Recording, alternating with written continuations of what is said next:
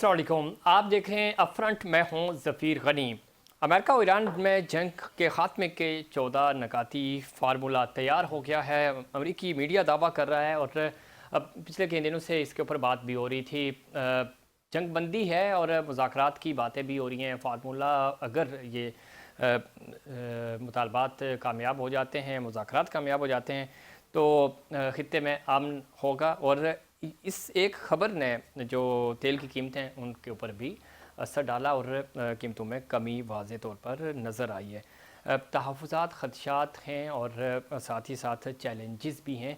इन challenges से कैसे नबरदज़मा होना है और ख़ित्ते में पायदार अमन कैसे मुमकिन होगा, इसमें पाकिस्तान की कोशिशें जारी हैं। और पाकिस्तान ने डेफस से ही इस ख़ित्ते के अमन को तरजीह दी और पाकिस्तान पीस मेकर के तौर पे दुनिया में सामने आया। पाकिस्तान की सफारती हिकमत अमली में तवाज़ुन और बसीरत नुमाया नज़र आई और इसकी बड़ी वजह पाकिस्तान के फील्ड मार्शल की काविशें और कोशिशें थी। इन तमाम इश्यूज़ पे बात करेंगे और ख़ास तौर पे इस वक्त जो माशी तौर पर चैलेंजेस का सामना है पाकिस्तान को, इसके ऊपर भी बात करेंगे। और ज़ाहिर ये क्राइसिस हैं, एनर्जी क्राइसिस हैं, उनसे कैसे नबरदज़मा होना है। इन तमाम इश्यूज़ पे बात करेंगे, लेकिन उससे पहले हम अपने पैनलिस्ट की तरफ बढ़ते हैं। हमें ज्वाइन किया है वीडियो लिंक के ज़रिए मेजर रिटायर्ड फवाद सिद्दीकी साहब ने, सीनियर दिफाई तजियाकार हैं। फवाद साहब, खुश आमदीद कहते हैं आपको शो में। आपसे थोड़ी देर में हमें मुनव्वर मिर्ज़ा साहब भी ज्वाइन करेंगे, सीनियर तजियाकार हैं, आलमी अमूर के माहिर हैं, उनको भी खुश आमदीद कहते हैं। और गुफ्तगू का आगाज़ फवाद सिद्दीकी साहब से करते हैं। किस तरह देखते हैं पाकिस्तान की काविशें और ख़ास तौर पे जब हम इस जंग की बात कर रहे हैं, ख़ित्ते के अमन की बात कर रहे हैं। कल चूँकि कोर कमांडर कॉन्फ्रेंस भी हुई, जो एलामिया जारी हुआ उसमें भी ख़ित्ते में ज़िम्मेदाराना किरदार को जारी रखने का अज़्म दोहराया गया और ज़ाहिर है पाकिस्तान इसके ऊपर अपना भरपूर इनपुट दे रहा है। कितना बड़ा चैलेंज है इस अमन को पायदार अमन में कन्वर्ट करने के लिए? फवाद साहब जी, बहुत बहुत शुक्रिया जफीर साहब। देखिए, चैलेंज तो जी शुक्रिया जफीर साहब। चैलेंज तो बहुत ही बड़ा है और अल्लाह ताला ने हमें ये ताकत और ये हमें हौसला दिया है पाकिस्तान को कि पाकिस्तान इस वक्त दुनिया को तीसरी जंग तक़सीम से बचाने के लिए कलीदी किरदार अदा कर रहे हैं। और ये वो जंग होगी कि जिसको देखकर खुदा न खास्ता अगर छिड़ गई तो दूसरी जंग अजीम जो एक बच्चों का खेल लगेगी, क्योंकि उस वक्त सिर्फ एक न्यूक्लियर पावर थी और अभी न्यूक्लियर पावर्स की तादाद तकरीबन 7 से 8 है। तो यकीनन एक बहुत ही मुश्किल मरहला है। मैं समझता हूं कि जिस तरह पाकिस्तान ने न्यूट्रलिटी का मुजाहरा किया है, इसकी मिसाल भी दुनिया में नहीं मिलती, क्योंकि इतना वक्त गुजर जाने के बावजूद पाकिस्तान पर तमाम फरीकैन का जो एतमाद है और वो इस वक्त तक बहाल है, ये पाकिस्तान की एक फतह ही है कि पाकिस्तान ने सबसे पहले जो वॉर मोमेंटम था उसको तोड़ा और उसके बाद दोनों फरीकों को मुज़ाकरात की टेबल पे लेकर आना ही दुनिया के लिए एक अमन का पैगाम था। लेकिन देखिए, इस वक्त जो दुनिया के हालात हैं, जिस तरह आपने बड़ा वजह फरमाया कि माशी तौर पे ख़ास तौर पे जो तेल की रसाई है मुख्तलिफ ममालिक को थ्रू स्ट्रेट ऑफ हॉर्मुज़, वो बहुत ज़्यादा जो है मुश्किल का शिकार है, जिसकी वजह से जो एनर्जी क्राइसिस है दुनिया में वो दिन ब दिन बढ़ता चला जा रहा जी। है। और एनर्जी क्राइसिस की उनकी इकोनॉमी जो है उस पर असरअंदाज हो रहा है। और अगर ज़्यादा देर ये क्राइसिस चलेगा तो शायद ये जो इकोनॉमी पे दबाव है शदीद दुनिया का, वो शायद आने वाले सालों तक जो है उसको भी बैक ट्रैक करने में मुश्किल पेश हो जाए। लेकिन अल्हम्दुलिल्लाह देयर इज सिल्वर लाइनिंग। बिल्कुल ठीक कह रहे हैं आप। जिस तरह जी। बहुत ही तमुल के साथ जी जी फवाद सिद्दीकी जिस तरह साहब, अब तहम्मुद थोड़ी सी के ऑडियो साथ का हम इशू आ रहा है, अपनी मैं सेफ्टी के साथ वापस आपकी तरफ आऊँगा। मुनव्वर मिर्ज़ा साहब, खुशामदीद कहते हैं आपको शो में। किस तरह देखते हैं ये इन आउट लगा हुआ है, कभी मुज़ाकरात ऑन हो जाते हैं, कभी ऑफ हो जाते हैं, बैक एंड पे ज़ाहिर बातचीत चल रही है, मायदे के करीब भी पहुंच गए हैं, ट्रंप की तरफ से बयान आ जाता है, ईरान की तरफ से भी दावे किए जा रहे हैं। इनसाइट्स क्या हैं और कितने होपफुल हैं आप कि आने वाले अगले कुछ दिनों में हमें कोई अच्छी खुशखबरी मिले, एटलीस्ट किसी भी लेवल पे कोई ड्राफ्ट शेयर हो जाए? मुझे मेरा जहाँ तक अंदाजा है और मैंने जो कुछ देखा है, जो कुछ जी पढ़ा है और जो कुछ तजज़िये देखे हैं मैंने और जो कुछ बयान खास तौर से आए हैं, जो रिस्पॉन्सिबल ऑफिशियल्स हैं right from the side of Iran और अमेरिका, तो मुझे लगता है कि ये जो है अभी तो किसी किस्म के कोई मुआवजे की तरफ कोई भी नहीं बढ़ रहा है। दोनों फरीक जो हैं वो इस बात पर मुतमईन नजर आते हैं कि ये जो एक फ्रेजाइल किस्म का सीज़फायर है इसे कंटिन्यू किया जाए, इसलिए कि दोनों एक्सट्रीम पोजीशन ले चुके हैं।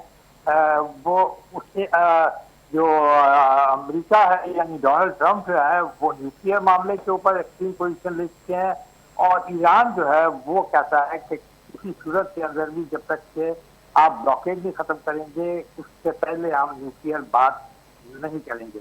इस तरह एक तरह की आप जैसे कहते हैं ना एक स्टेलमेट है और दोनों जो खिलाड़ी हैं वो चेस बोर्ड के एक तरफ और दूसरी तरफ बैठे हुए हैं और वो ये देख रहे हैं कि कौन पहली बाजी करता है, सही चलता है तो हम उसको मार दे दें, उसको चेकमेट कर दें। इस किस्म की कोई सूरत हाल बन रही है और जहां तक आपने देखा है कि ब्लॉकेज भी इंटैक्ट है अपनी पोजीशन पे, ईरान का ब्लॉकेज अपनी जगह है और वो इस बात पे बिल्कुल फर्म है कि हम किसी सूरत के अंदर भी अपना जो राइट है स्टेट ऑफ हॉर्मुज़ से उनके मुताबिक वो फोरगो नहीं करेंगे।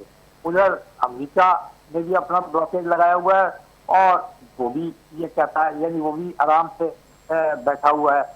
तो और जो बातचीत है मुझे नहीं समझ आ रहा किसके दरमियान बातचीत हो रही है।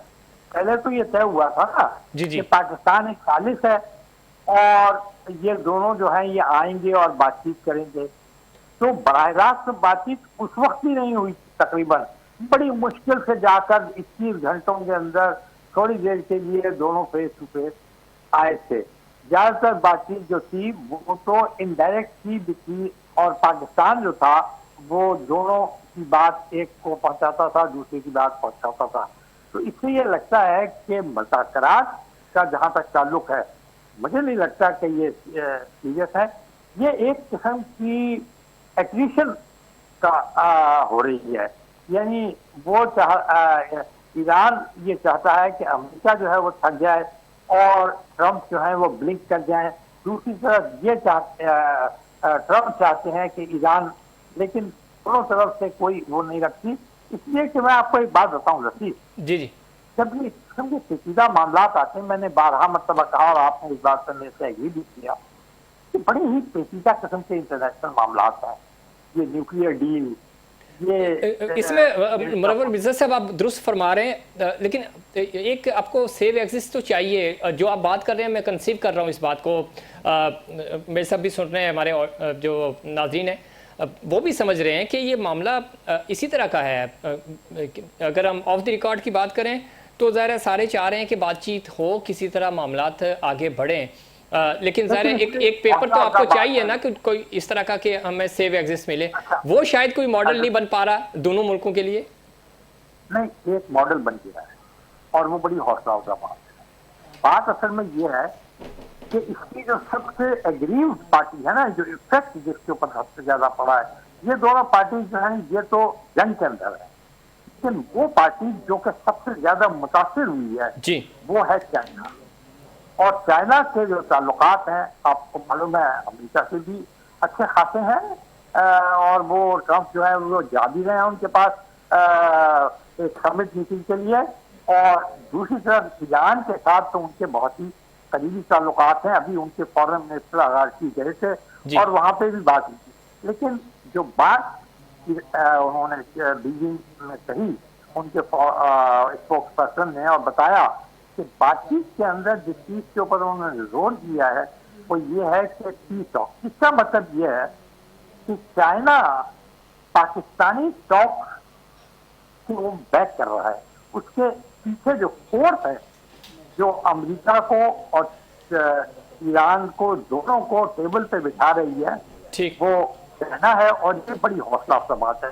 देखिए मैं आपको एक बात बताऊं, पिछली जो न्यूक्लियर डील हुई थी उसके अंदर पूरा यूरोप था, बरतानिया था, चीन था और रूस था। यह मामला न्यूक्लियर डील का ईरान के साथ अमेरिका अकेला तय नहीं कर सकता। ट्रंप साहब को अगर ये कुछ फहमी है और उन्होंने ही इसको खत्म भी किया था, मैं समझता हूँ कि उनकी बड़ी गलती भी थी कि उन्होंने इसे खत्म कर दिया। अच्छा खासा चीजें था, उसको खामखा के लिए उन्होंने अपना इलेक्शन इश्यू बनाकर इसे खत्म किया। अब उनको भी शायद एहसास हो रहा हो कि ये जो स्टेप उन्होंने उठाया ये टू मच था। अब वापस उसी जगह आना चाहते हैं वो।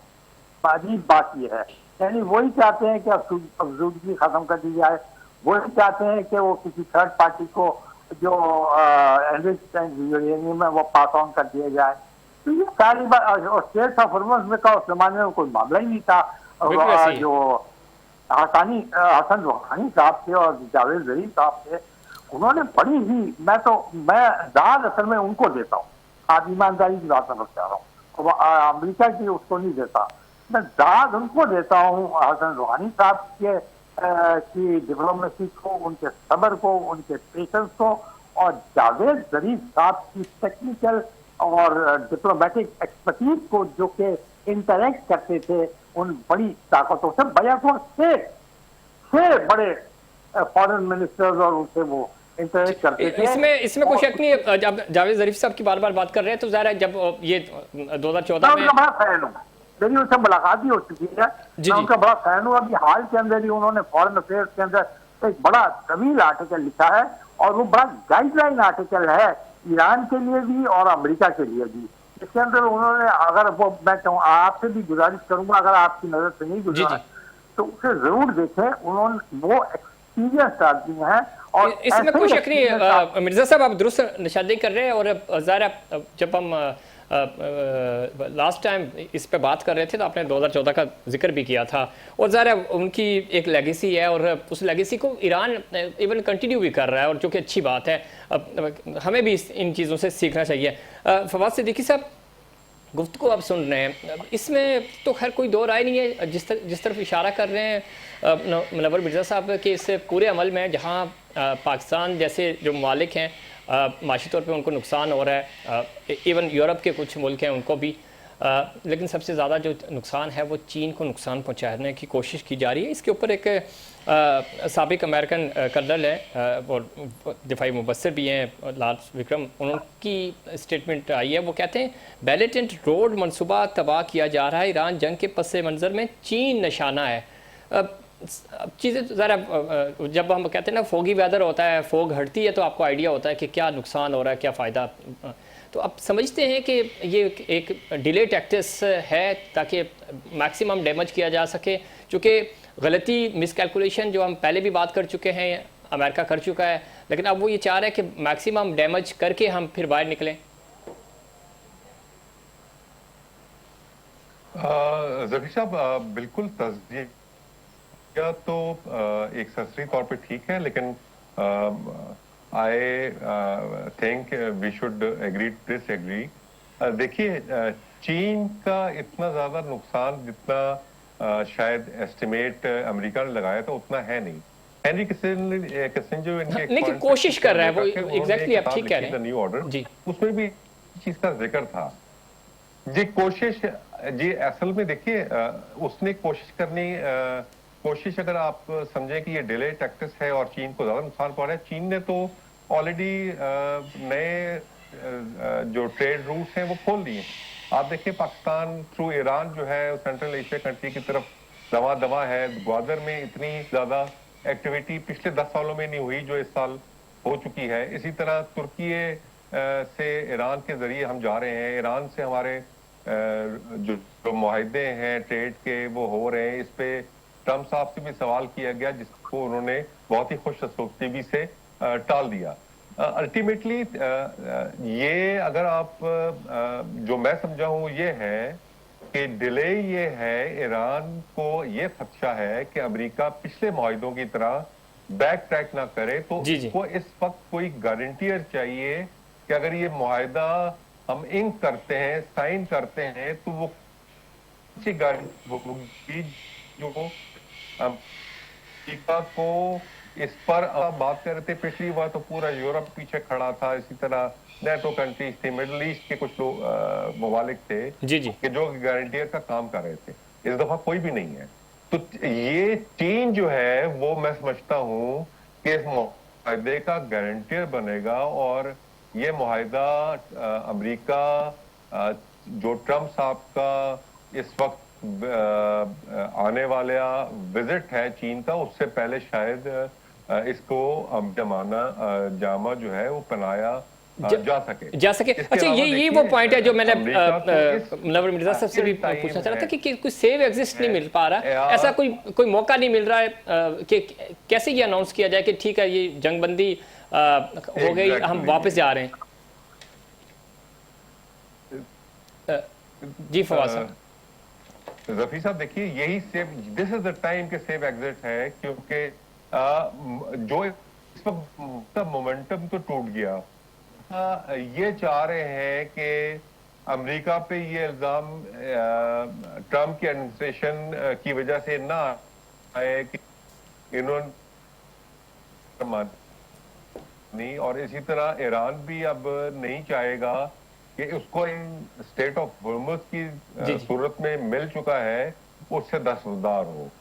अल्टीमेटली ये कोई गिव एंड टेक वाला मसला होगा, क्योंकि इससे आइडियल टाइम अमेरिका के लिए नहीं है कि वो सेफ एग्जिट कर पाए, क्योंकि ये इस वक्त ईरान भी जो है वो इस स्पेस के लिए तैयार है। फर्स्ट सिद्दीक साहब, अगेन आपकी ऑडियो हम तक ठीक तरह से नहीं आ रही, अब दोबारा आपकी तरफ आऊंगा और आपसे ये भी अगर आप मेरा सवाल सुन पा रहे हैं तो मैं ये भी पूछूंगा कि ये हमारी बहरी सलामती के लिए एक बड़ा चैलेंज है, लेकिन मैं वापस आऊँगा, टेक्निकल इश्यूज़ की वजह से आपकी ऑडियो हम तक ठीक तरह से नहीं आ रही। मुनव्वर मिर्ज़ा साहब, वापस आपकी तरफ आते हैं। एक थ्रेड तो है ये मैरीटाइम सिक्योरिटी की, जब हम बात करते हैं सलामती की बात करते हैं, सो अमन अमान होगा, और जो बात चीन की बार बार कर रहे हैं, ज़रा मिर्ज़ा साहब ने भी उसकी निशानदेही की, ट्रंप को विज़िट भी करना है, उससे पहले ये सारी चीज़ें सेटल डाउन भी करनी है, और इतना आसान भी नहीं है, समेटना इतना आसान नहीं हो पा रहा।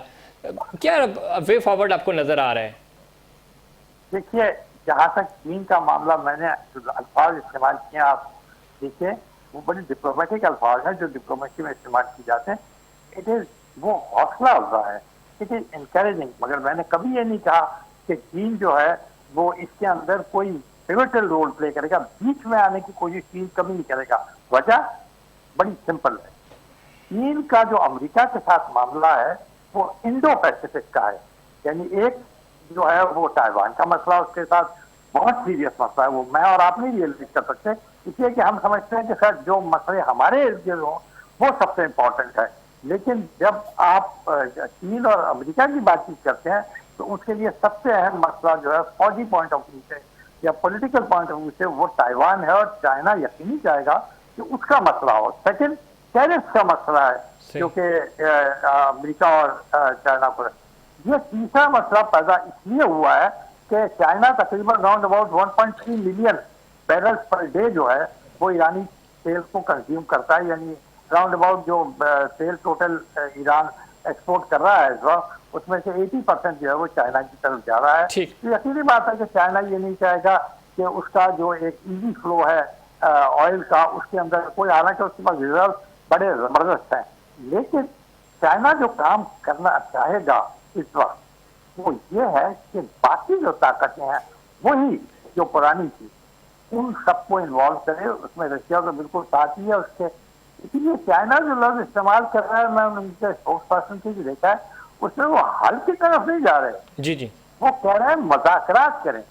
मतलब ये फैसला आपने करना है, अमेरिका आपने या और जो ताकतें इसके अंदर इन्वॉल्व हैं, अच्छा, फिर मैं स्ट्रेट ऑफ हॉर्मुज की एक बात बताऊं। जी ये यहाँ पर पोजीशन अमेरिका की भी कमजोर है और ईरान की भी, मैं आपको तो बताता हूँ, कमजोर है।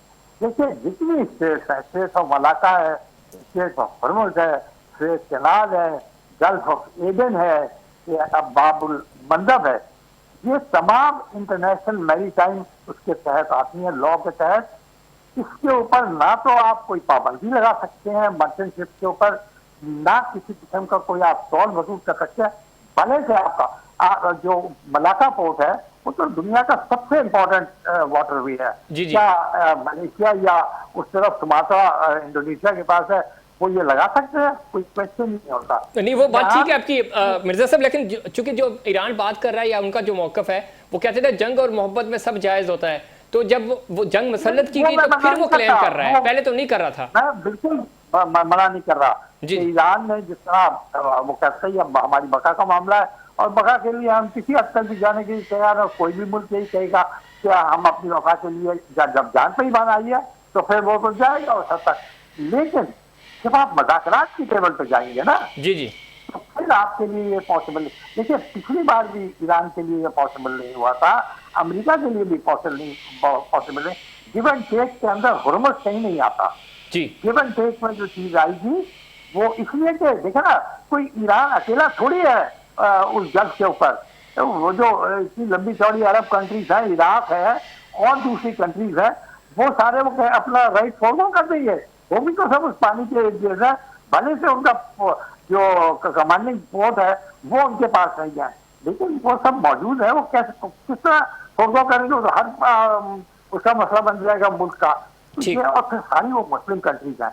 ईरान की अभी गुज़िश्ता साल ही तो चीन ने इस्पाती ताल्लुकात कायम कराए हैं सऊदी अरेबिया से।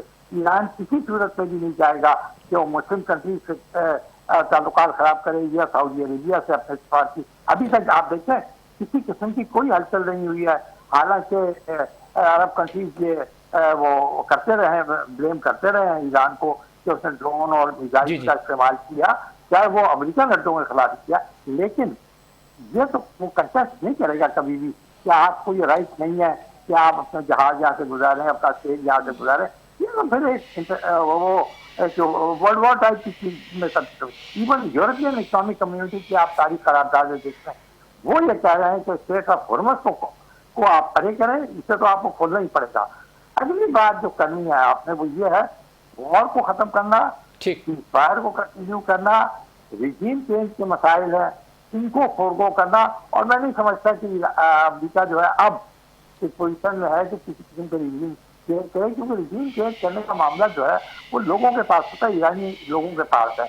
उन को लोग फैसला करेंगे कि उन्हें किस किस्म के रिजीम चाहिए या ठीक नहीं है। चाहिए। अमेरिका नहीं कर सकता, जैसे कि ईरान ये नहीं कर सकता कि अमेरिका के अंदर कोई रिजीम चेंज करे। तो ये सब अपने इंटरनल मामला है। और फिर एक और बात का भी आप ख्याल रखें, डोनाल्ड ट्रंप साहब जो बहुत सारे बयान जैसे सुबह एक देते हैं, दोपहर को एक देते हैं, शाम को एक देते हैं, रात को सोने से पहले एक देते हैं। वो क्या ट्रस्ट बयान इशू तो जो देते हैं? अभी पहले भी बात हो रही थी, मेरे साहब भी कह रहे थे, तो ये अलमिया तो है अच्छा, मतलब मैं आऊँगा वापस से। ठीक है। हम ज़रा फवाद सिद्दीकी साहब का इसी पे मैं पॉइंट ऑफ व्यू ले लूँ तो फिर हम कंक्लूजन की तरफ भी आएंगे।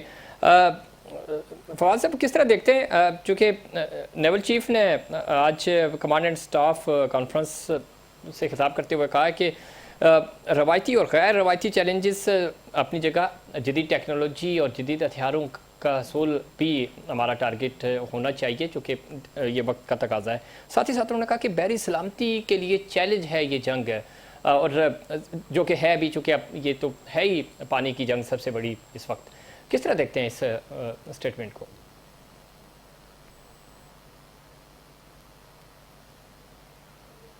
जी, आपने देखा जिस तरह पिछले दिनों हमने हेलो जी आवाज आ रही है? जी जी जी सर। देखिए, बिल्कुल स्टेटमेंट वक्त की जरूरत है। और जिस तरह आपने देखा कि पिछले दिनों हमने अपनी नेवी को अपग्रेड करने के लिए हिंगो क्लास की जो सबमरीन है उनको इंडक्ट किया, और आने वाले दिनों में इस किस्म की हिंगो क्लास सबमरीन जो है वो इंडक्ट होती रहें। जी जी।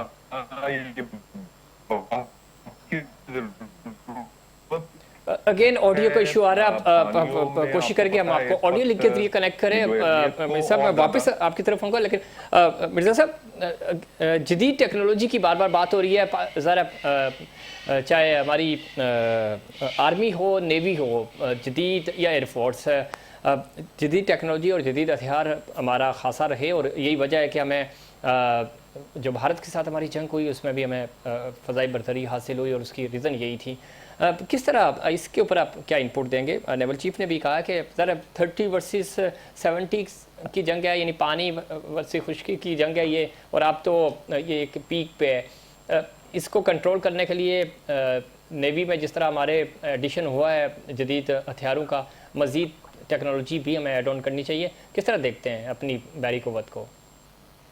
बिल्कुल, आपने बड़ा अच्छा पॉइंट आउट कराया है।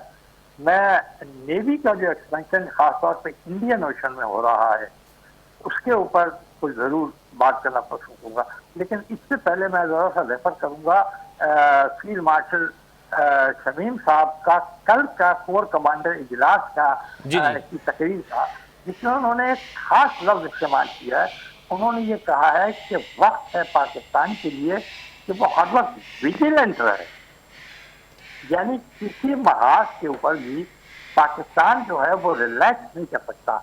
अब जैसा मैंने आपको बताया कि इंडियन ओशन जो है वो बड़ा पिवटल ओशन है, दुनिया के अहम तरीन ओशन में होता है।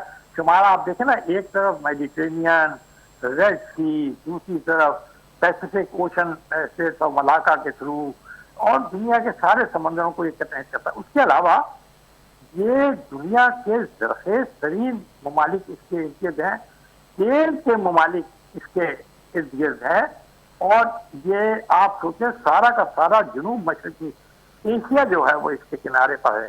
तो ये पाकिस्तान के लिए भी बहुत लाजमी है, इसलिए कि देखिए इंडिया में भी, क्योंकि हमारा फर्स्ट कॉम्पिटिटर है, उसने अपनी नेवल एक्सपेंशन बहुत ज्यादा की है।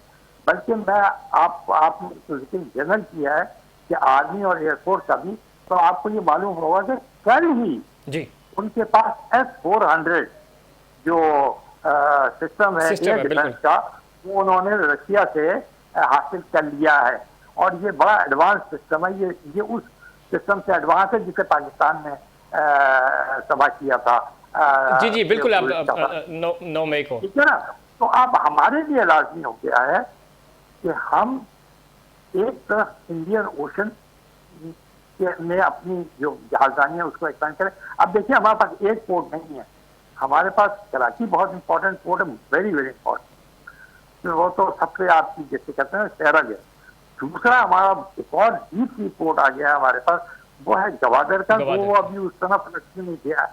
तो और वो बिल्कुल इंडिया के वो जो पोर्ट है उसके ऑपोजिट है वो, और इसलिए लाजमी हो गया। और वहीं उनके वो एयरक्राफ्ट कैरियर्स वगैरह का वो जो वर्कशॉप है वो भी उससे जरा सी दूर है। तो हमें अपनी नेवल फोर्स को, जैसे कि कमांडर इन चीफ साहब ने कहा, मैंने असल में सच्ची बात है जफीर, आप बिल्कुल ठीक आप कह रहे हैं, लेकिन इसमें कोई शक नहीं कि एडिशन हो रहा है और उसका ज़रा फ़ायदा हमें हो भी रहा है। मेरी साहब, ज़रा सवाल हमारा आपसे था, ऑडियो माजरे चाहते हैं बेहतर तरीके से नहीं आ पा रही थी। सो ये कितना बड़ा, एक तो ज़रा आर्मी चीफ ने भी कल जिस तरफ निशानदेही की मुनव्वर मिर्ज़ा साहब ने, और आज नेवल चीफ ने भी ये बात की है, ज़रा हमें एक तो मोहतात रहना होगा, और न सिर्फ मोहतात, हमारे वक्त तैयार ही रहते हैं, और ये हमारे अफवाज का खासा है, और जब भी कोई जंग हम पे मुसल्लत की हमने मुँह तोड़ जवाब दिया। मैरी टाइम सिक्योरिटी एक बड़ा चैलेंज हो सकता है, आज नेवल चीफ फरमा रहे थे, ये जो स्टाफ कमांड कॉन्फ्रेंस हुई है, किस तरह देखते हैं? और बाकी में ये एडिशन तो है, हमारी navy up to the mark है, बट वो कह रहे हैं कि ज़रा मज़ीद हमें टेक्नोलॉजी की तरफ जाना होगा, जदीद टेक्नोलॉजी। ऐसा बिल्कुल जफीर साहब, इसमें कोई दो राय नहीं है कि इस वक्त जो upgradation of our weapons and equipment खासतौर पे नेवी का है, वो वक्त की जरूरत है। हालिया जो स्टैंड ऑफ बिटवीन यूएस और ईरान नजर आया, उसमें अब नेवी की बहुत ज्यादा अहमियत है। और अगर हम आने वाले वक्तों में जिस तरह चीन का हम जिक्र कर रहे हैं कि चीन के मफादात से यहाँ जुड़े हुए हैं, अगर हम ग्वादर पोर्ट को फाल करेंगे तो जी। उसके लिए हमें नेवी और एक ताकतवर नेवी की अशद जरूरत होगी, जिसके लिए ऑलरेडी हम पहुंचा है। जिसमें मैं आपसे पहले अर्ज कर रहा था कि हेंगोर क्लास सबमरीन जो है पिछले दिनों हमने इंडक्ट की, और इसी तरह आने वाले दिनों में और सबमरीन भी कमीशन की जाएंगी पाकिस्तान नेवी में चाइना की मुआवनत के साथ। देखिए, ये जो वन बेल्ट वन रोड का कॉन्सेप्ट है, जिसके बारे में एक मुतफ़िका राय है कि जी। ये जो जंग है इसमें चीन के मफादात भी जो है इस खत्ते में असरअंदाज हो रहे हैं। तो वन बेल्ट वन रोड के जो कॉन्सेप्ट है वो जमीनी रास्ते भी हैं, और जमीनी रास्तों में जो वहाँ सेफ गार्ड होना है वो ऑब्वियसली नेवी की तरफ से होना है। लेकिन अल्हम्दुलिल्लाह हमारी जो नेवी है इस वक्त वर्ल्ड क्लास इक्विपमेंट के साथ और वर्ल्ड क्लास जो गैजेटरी है दुनिया में उसके साथ लेस है। और आने वाले दिनों में आपने जिस तरह देखा कि हमने मिसाइल टेक्नोलॉजी भी जो उसको भी टेस्ट फायर हमने किए हैं नेवी की मद में। इसी तरह हम अपग्रेडेशन ऑफ आर फ्रिगेट्स हैं उनकी बात कर रहे हैं, और इसी तरह आपने देखा कि अभी पिछले दिनों जब हम अंडर इंटरनेशनल अम्ब्रेला जो मैरीटाइम सिक्योरिटी कर रहे थे, हमने इंडियन जहाज के एक एसओएस कॉल पे लबैक कहा और उनको जो है वो हमने सैल्वेज किया। जी बिल्कुल।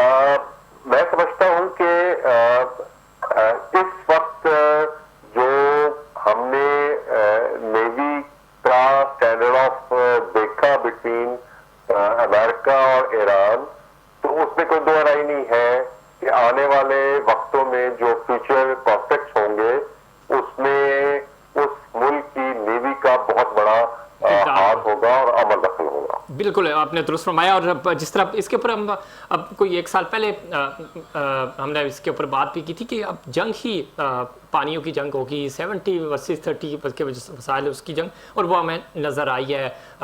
बिल्कुल आउट ऑफ द बॉक्स जाके चीज़ें बिल्कुल चेंज हुई हैं। बहुत शुक्रिया आप दोनों मेहमानों का।